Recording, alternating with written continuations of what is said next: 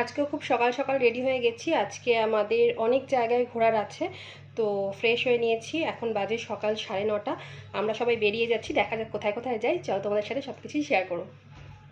আজকে আমরা সাইট সিনে বেরোচ্ছি। এখন ওয়েদারটা খুব খারাপ, আজকে দেখো কি অবস্থা। কালকে খুব রোদ ছিল, আজকে ভীষণ কুয়াশা, ভীষণ ঠান্ডা। যাক, দেখা যাক কি কি দেখতে পারি আজকে আমরা টোটোতে উঠে গেছি। এখন আমরা যাচ্ছি বৃন্দাবনের রঘুনাথ মন্দিরে বা রঙ্গনাথজি মন্দিরে আমরা যাচ্ছি। তো রাস্তাটা তোমাদেরকে একটু দেখাবো, তার কারণ হচ্ছে এইগুলো তোমরা যখন কোথাও ঘুরতে যাবে বৃন্দাবনে কোনো ট্রাভেলের সাথে বা নিজেরা, তখন কিন্তু রাস্তা দিয়ে যখন যাবে তখন তোমরা প্রচুর মন্দির দেখতে পাবে, যেগুলো হয়তো তোমাদের প্যাকেজের মধ্যে থাকবে না। এত সুন্দর সুন্দর মন্দির, মানে পুরো বৃন্দাবনটাই এত মন্দির যে তোমাদের রাস্তা দিয়ে যেতেই খুব ভালো লাগবে। আর কত যে মন্দির দেখতে পাবে তার কোনো ঠিকানা নেই। তো যাই হোক, আমরা এবার পৌঁছে গেছি প্রায় এই রঙ্গনাথ মন্দিরের সামনে। আর এখানে সত্যি ভীষণ বাদর। আমি তো খুব লুকিয়ে ভিডিওগুলো করছিলাম, আর বাপি খুব ভয় পাচ্ছিল, কারণ ছাদের উপর এদিক ওদিক চারিদিকে শুধু হনুমান ঘুরে ঘুরে বেড়াচ্ছে। আর এখানে মন্দিরে ঢোকার আগেই আমাদেরকে বলে দেওয়া হয়েছিল যে টুপি, মোবাইল, চশমা, ঘড়ি এগুলো যাতে সাবধানে রাখা হয়, কারণ হনুমান যখন খুশি এগুলোকে নিয়ে পালাতে পারে। তো আমরা ঢুকে গেছি রঙ্গনাথ মন্দির বা রঘুনাথ মন্দিরের একদম ভিতরে।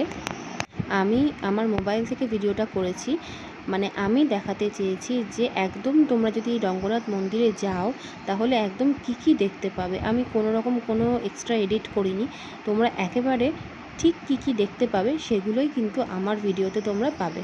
তাই ভিডিওটা ভালো লাগলে কিন্তু লাইক করে দিও, আর চ্যানেলটা ভালো লাগলে সাবস্ক্রাইব করে দিও। তো আমরা এবার চলে যাচ্ছি রঙ্গনাথ মন্দিরের ঠিক ভিতরে। তোমরা অনেকে আমাকে বলেছিলে যে বৃন্দাবনের বিভিন্ন মন্দিরে কীরকম নাম সংকীর্তন হয় সেটাকেও শোনাতে, তাই কিছু কিছু জায়গায় আমি সাউন্ডটাকে রেখেছি যাতে তোমরা অরিজিনাল সাউন্ডটা শুনতে পারো কীভাবে নাম কীর্তন হয়। আর ঠাকুরের মূর্তিটাও তোমাদেরকে খুব সুন্দর করে দর্শন করাবো। এটা হলো বৃন্দাবনের অন্যতম সবথেকে বড় মন্দির, যেখানে আসলে তোমরা দক্ষিণ ভারতের একটা ভাইব পাবে। দক্ষিণ ভারতের পুরো মন্দিরগুলো যেরকম তৈরি হয় সেই আদলে এই মন্দির তৈরি। আর এখানকার বিশেষ আকর্ষণ হলো সোনার তালগাছ, যেটা প্রায় 60 ফুট উঁচু। আর এই সোনার খাম্বা বানাতে প্রায় 486 কেজি বা 12.5 মণ সোনা লেগেছিল। চলো এবার আমরা যাব রঘুনাথ মন্দিরের বিশেষ আকর্ষণ এই সোনার তালগাছ বা সোনার খাম্বাটা দেখতে। সোনার পত্র 12.5 মণ। এই সভা এই বড় বড় যত বলছি সভা 5 কেজি সোনার এক কলসি এইরকম। এটা হলো মন্দিরের পেছনের দিকটা, যেখান থেকে আমরা কিছুটা ঘুরে ডান দিকের দরজা থেকে মন্দিরের ভিতরে প্রবেশ করব। মন্দিরের ভিতরটা বিশাল বড় এলাকা নিয়ে তৈরি হয়েছে, আর মন্দিরটাও সত্যি দারুণ দেখতে। তো এই মন্দিরের ভিতরে কিভাবে পুজো দেওয়া হয়, কীরকম নাম সংকীর্তন হয় সেটা তো তোমাদের দেখাবই। এছাড়াও খুব সুন্দরভাবে চেষ্টা করব ঠাকুর দর্শন করার। এছাড়া আমরা এখানে একটা পরিক্রমা করেছিলাম, সেটা হলো রাধাকুণ্ড আর শ্যামকুণ্ড পরিক্রমা। সেটাকেও চলো তোমাদেরকে দেখাবো।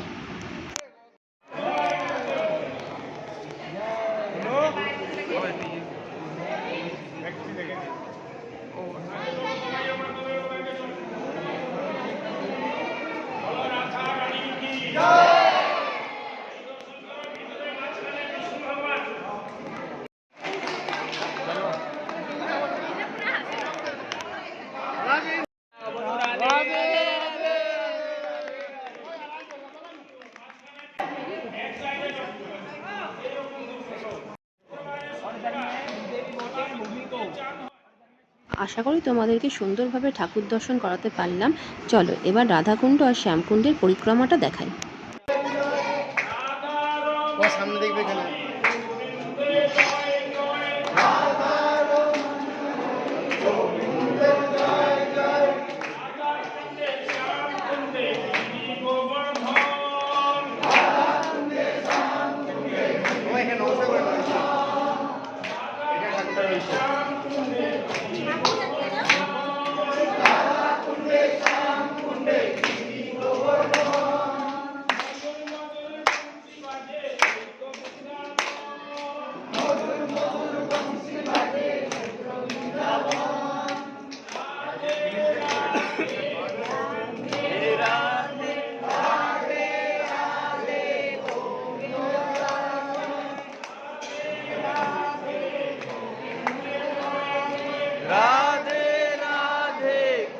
এবার এখান থেকে বেরিয়ে আমরা গেলাম বাইরের পুকুরের দিকে।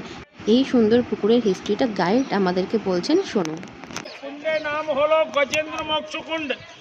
শ্রাবণ মাসে রাখি পূর্ণিমাকে বছরে একদিন উৎসব হয়, বছরে একদিনের ভিতরে চাঁদ হয়।